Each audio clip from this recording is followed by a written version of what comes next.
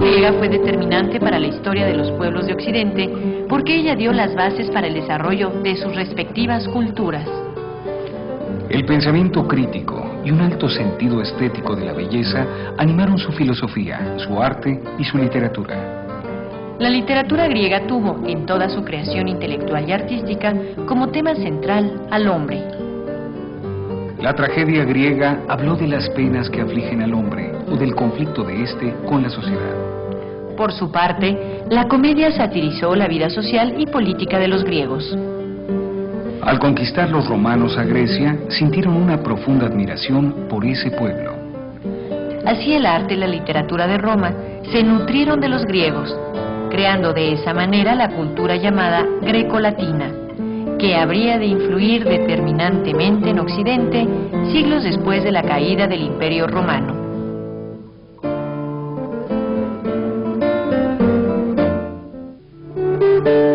El siglo XIV fue el siglo en el que comenzó una gran aventura en Europa, el Renacimiento.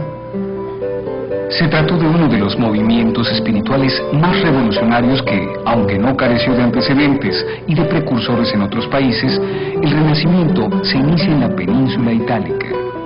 Las ciudades-estado de la península itálica llenaban todas las condiciones para que en ellas comenzara el cambio que abriría una nueva época en la historia, el Renacimiento.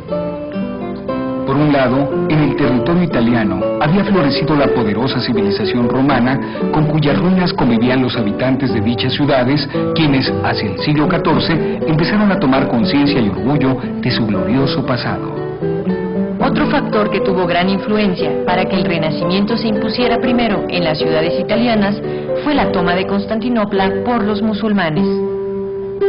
Con la caída de Constantinopla, muchos de sus artistas y eruditos, celosos guardianes de la cultura greco-latina, al emigrar a las ciudades italianas, difundieron sus conocimientos y su arte. Otra de las causas que impulsaron el Renacimiento italiano, además de la próspera economía de las ciudades italianas, fueron las relaciones que establecieron los italianos con los musulmanes a través de su comercio. Por medio de esos contactos, los burgueses italianos supieron de la cultura griega que los musulmanes tan celosamente habían preservado. Gracias a esos factores y a la necesidad que ya se hacía sentir de un cambio, la cultura de la antigua Grecia y Roma volvieron a resurgir. Fue así como nació un frenesí y una verdadera pasión por el estudio de los antiguos, y el conocimiento de su filosofía les llevó a aspirar a una perfección espiritual basada en la cultura clásica. A esos hombres que se dedicaron a estudiar a las culturas clásicas y a las ciencias humanas se les llamó humanistas. Los humanistas se distinguieron por estudiar y desarrollar diversas áreas del conocimiento a la vez. Generalmente eran coleccionistas, bibliófilos, traductores, eruditos y diplomáticos, entre otras cosas. Aquellos humanistas desarrollaban una desenfrenada actividad. Buscaban infatigablemente los textos de los autores clásicos en las bibliotecas de los monasterios. Los copiaban para que no se perdieran, los estudiaban y los comentaban. Con los humanistas, el libro se convirtió en el portador del mensaje de los antiguos, el que merece el mayor respeto, la más bella ornamentación y caligrafía. Con los humanistas se crearon bibliotecas públicas y nació la crítica a los textos y una nueva literatura.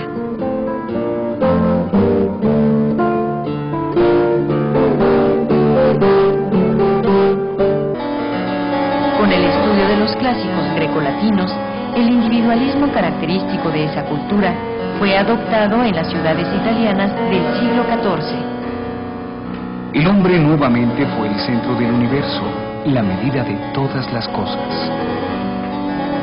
Esta concepción del hombre y las calamidades que sufriera Europa con la peste, las guerras y hambrunas, desataron en aquellos hombres la sed de mortalidad y de gloria a través de sus obras, de la creación artística e intelectual. En la literatura que se dio en las ciudades italianas desde el siglo XIV, se comenzó a manifestar ese cambio en la manera de pensar y de sentir.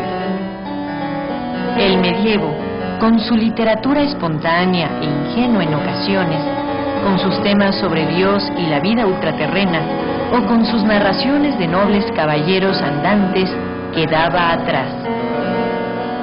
Dante, Petrarca, Boccaccio fueron los heraldos literarios de ese cambio que fue el Renacimiento.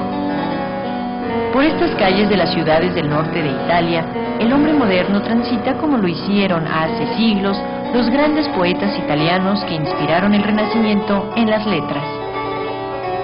Dante Alighieri nació en Florencia en el año de 1265 en el seno de una familia adinerada de la que recibió la mejor educación de su tiempo. Dante aprendió latín, filosofía, matemáticas, astronomía y estudió a los autores clásicos. El amor que le inspiró Beatriz Portinari motivó a Dante para escribir Vida Nueva, pero el dolor que le causara su muerte fue el que lo llevó a escribir su obra más importante y de las más grandes de la literatura universal, la Divina Comedia.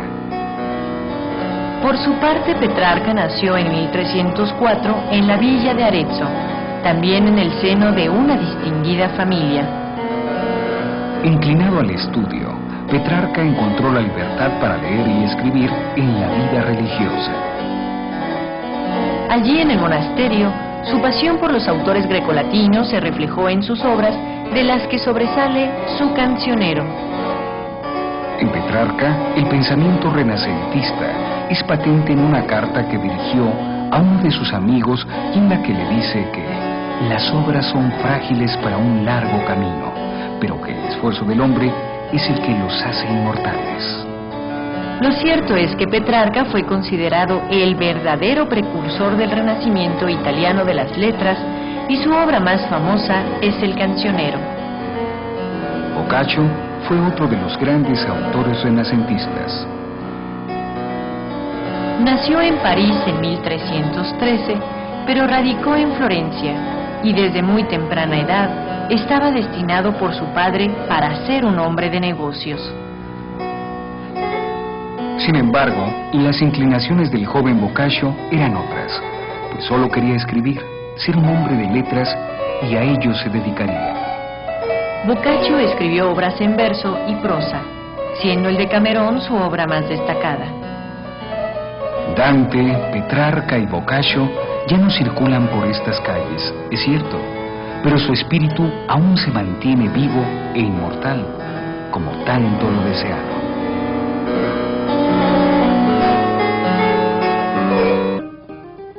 La literatura renacentista dio un cambio radical tanto en su estilo, que fue mucho más elaborado que el del medievo, como en sus temas.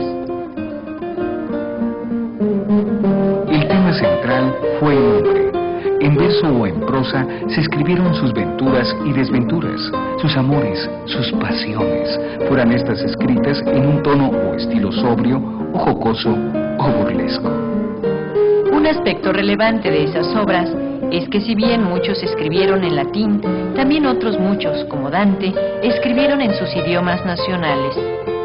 En Italia y en el resto de Europa, los idiomas se reafirmaron en su valor estético y literario. Y la cultura del Renacimiento se difundía en sus letras, en las grandes obras literarias que aún hoy podemos apreciar.